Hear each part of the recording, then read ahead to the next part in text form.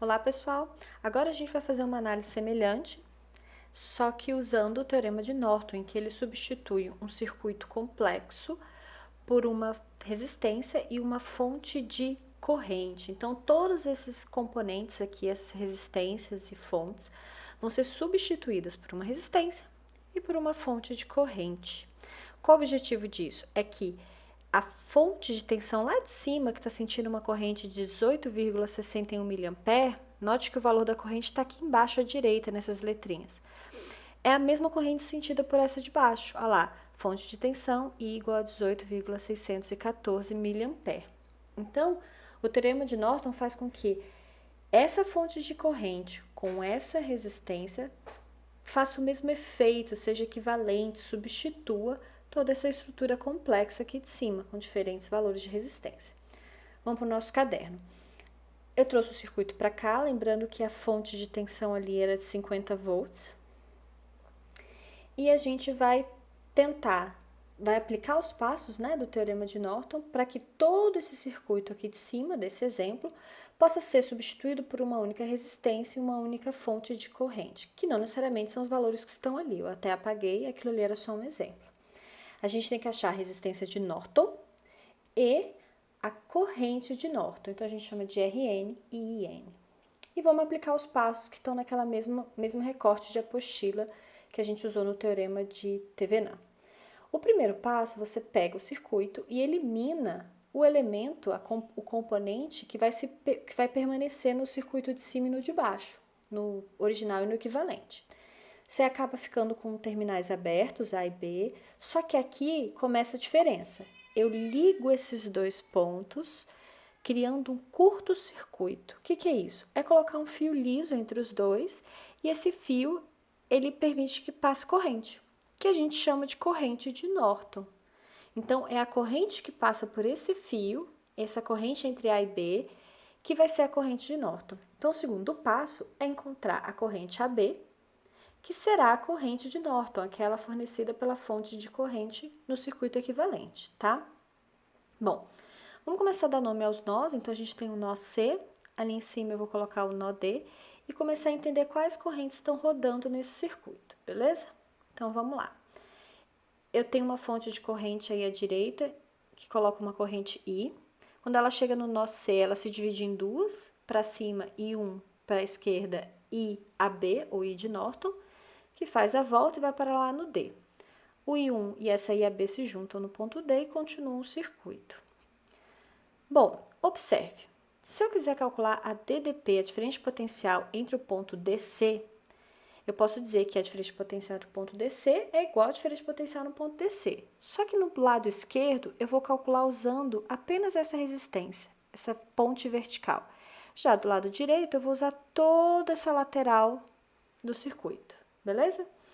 Então, vamos lá. Pelo lado esquerdo, eu vou ter que a DDP-VD, ela é a resistência, 20, vezes a corrente que passa por ela, I1.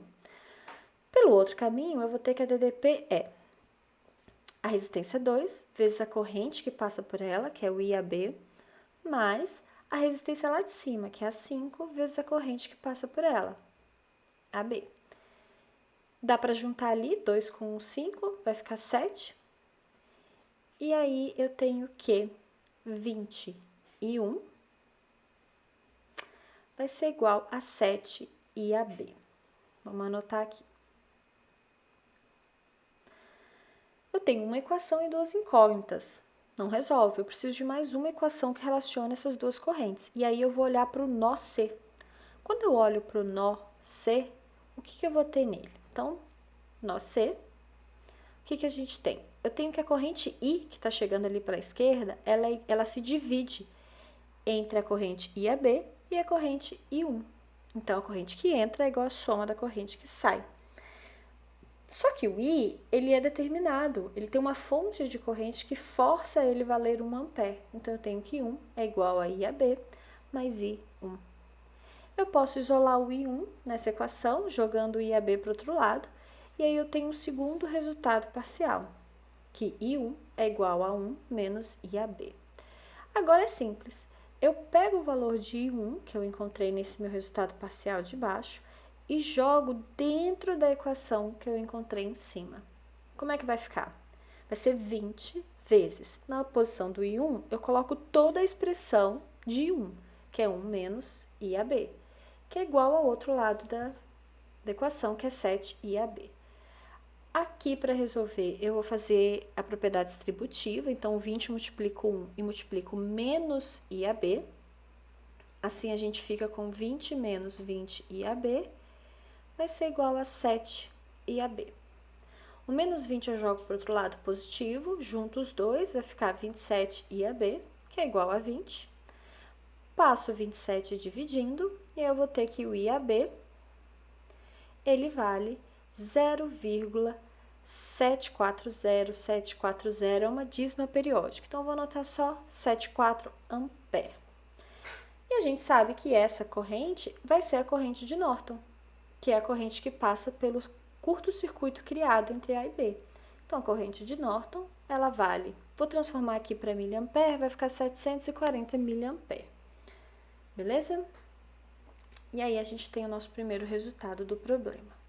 Agora, além da corrente de Norton, eu preciso da resistência de Norton. E o terceiro passo é muito semelhante ao passo que a gente fez no Thevenin. Eu pego o circuito, apago todas as fontes, no nosso caso a única fonte que tinha era de corrente, ela vira um circuito aberto. Se tivesse fonte de tensão, virava um curto-circuito. Então, eu simplesmente apaguei ali embaixo e o circuito fica aberto, como se fosse um fio cortado mesmo.